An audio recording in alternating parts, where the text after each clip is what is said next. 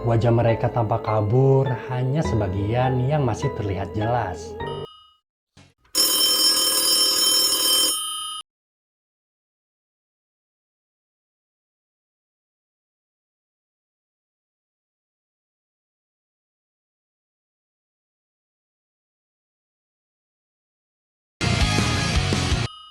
Assalamualaikum warahmatullahi wabarakatuh. Selamat datang di channel Panggilan Misteri.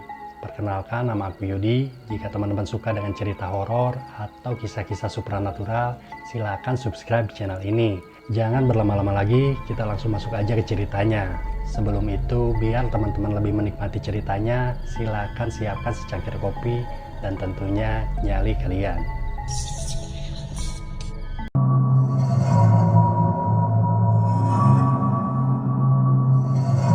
Ada sebuah kisah yang belum banyak orang dengar tentang seorang pemuda yang bernama Damar. Damar seorang pria muda asal kota Bandung. Dia datang ke sebuah desa, kita sebut saja namanya Desa Lestari. Desa yang jauh dari keramaian, terasa begitu asing bagi mereka yang terbiasa dengan kehidupan kota. Damar datang ke desa ini dengan satu tujuan, bekerja di perusahaan yang membuka cabang di daerah itu.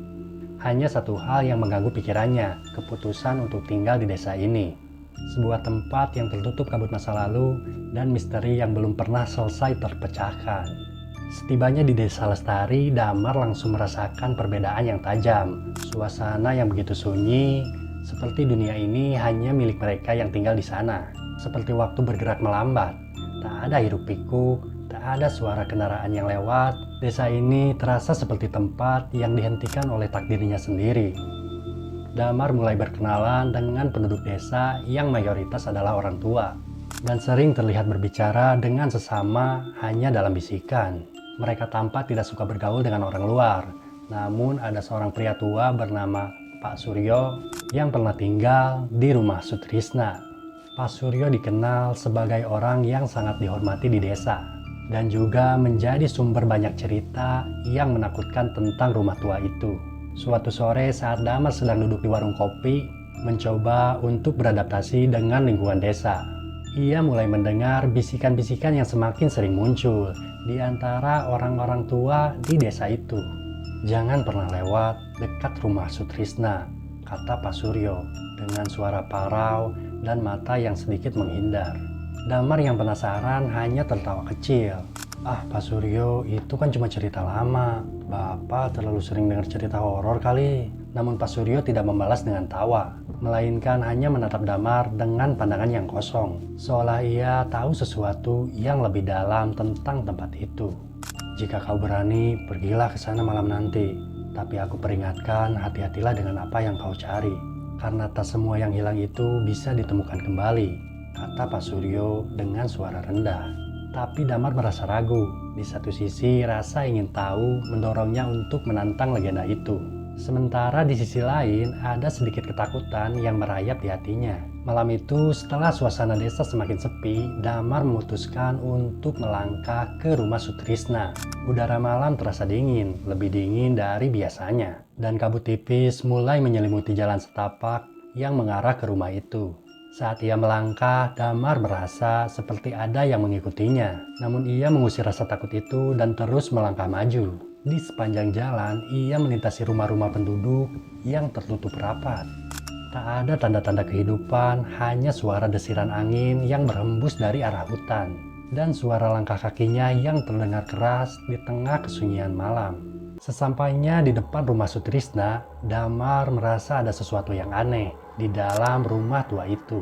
Rumah itu tampak lebih besar dari yang ia bayangkan. Bahkan meskipun sudah lama tak dihuni, ada semacam aura yang membuatnya merasa seperti sedang ada yang mengawasi. Begitu ia membuka pintu rumah itu, udara di dalam terasa sangat dingin. Sebuah bau lembab yang tertiup udara dingin menyambutnya. Langkah Damar terasa berat, seperti ada tangan tak terlihat yang menarik-nariknya untuk berhenti. Namun ia memaksakan diri untuk terus maju, melangkah lebih dalam ke dalam rumah yang penuh debu ini. Di ruang utama rumah, Damar merasakan sesuatu yang lebih dari sekedar suasana yang mencekam. Ia merasa seperti ada bayangan-bayangan yang bergerak di sudut mata, seolah sesuatu yang tak kasat mata sedang mengamatinya. Di salah satu sudut, ia melihat sebuah foto keluarga yang sudah terlipat. Wajah mereka tampak kabur, hanya sebagian yang masih terlihat jelas. Di dekat foto itu ada sebuah patung Buddha kecil yang telah lama terlupakan. Tetapi Damar merasa patung itu sedang memandangnya, seolah mengawasi setiap gerak-geriknya. Saat Damar melangkah lebih jauh ke dalam, tiba-tiba ia mendengar suara ketukan dari atas. 1, 2, 3 ketukan yang sangat jelas, membuat darahnya berdesir. Damar menoleh ke arah tangga yang mengarah ke lantai atas. Namun ia tak bisa melihat apapun kecuali bayangan yang sangat cepat bergerak di balik dinding. Damar yang mulai merasa gelisah memutuskan untuk naik ke lantai atas. Begitu ia menapak satu langkah di tangga, tiba-tiba ada suara berderit yang terdengar sangat keras, seperti ada seseorang yang sedang mengintip dari atas sana. Damar berusaha menenangkan dirinya meskipun rasa takut itu semakin menggigit. Ketika akhirnya dia sampai ke lantai atas, ia melihat sebuah pintu yang sedikit terbuka. Di balik pintu itu, sebuah ruangan gelap menyambutnya. Begitu ia menyalakan senter, cahaya yang dipancarkan hanya cukup untuk menerangi ruang yang ada di depannya. Dalam kegelapan itu, Damar melihat sosok pocong berdiri. Matanya kosong, kain kafannya compang-camping, dan tubuhnya terbungkus rapat. Namun yang lebih mengerikan adalah tatapan kosongnya yang langsung menembus ke dalam hati Damar. Seketika itu juga ketukan keras terdengar lagi dari arah bawah. Damar berbalik dengan cepat dan di ujung tangga dia melihat kuntilanak berdiri. Wajahnya pucat pasi dengan rambutnya yang panjang terurai. Matanya merah nyala. Tawanya yang menyeramkan mulai terdengar begitu jelas dan menggema. Kepergianmu sudah ditentukan.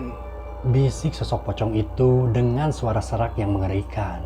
Damar berlari, tapi setiap langkahnya seperti ada yang menahannya. Seperti tangan tak terlihat yang menghalangi jalannya. Ketika ia mencapai pintu, sosok pocong itu muncul di hadapannya. Matanya kosong dengan penuh tatapan. "Lari Damar, cepat lari!" Suara hati Damar berteriak keras. Ia akhirnya berhasil membuka pintu dan keluar dari rumah itu. Namun suara tawa kuntilanak terus mengikutinya. Begitu sampai di luar rumah, ia terjatuh dan tubuhnya bergetar sangat hebat. Namun yang lebih aneh adalah rasa dingin yang tiba-tiba masuk ke dalam tubuhnya. Ketika ia melihat ke belakang, rumah itu sudah tidak ada lagi. Hanya kabut tebal yang menutupi semuanya. Seolah rumah itu hilang begitu saja. Pagi hari berikutnya, penduduk desa hanya menemukan senter dan kamera milik Damar yang tergeletak di tanah tepat di depan rumah Sutrisna. Video yang terekam di kamera itu memperlihatkan kejadian malam itu.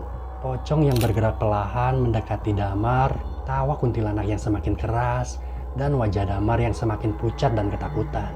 Namun tubuh Damar tak pernah ditemukan lagi. Hanya suara desiran angin dan bayangan yang kadang terlihat di sekitaran rumah Sutrisna. Jadi teman-teman panggilan misteri, jika kalian berencana untuk melewati desa Lestari, berhati-hatilah.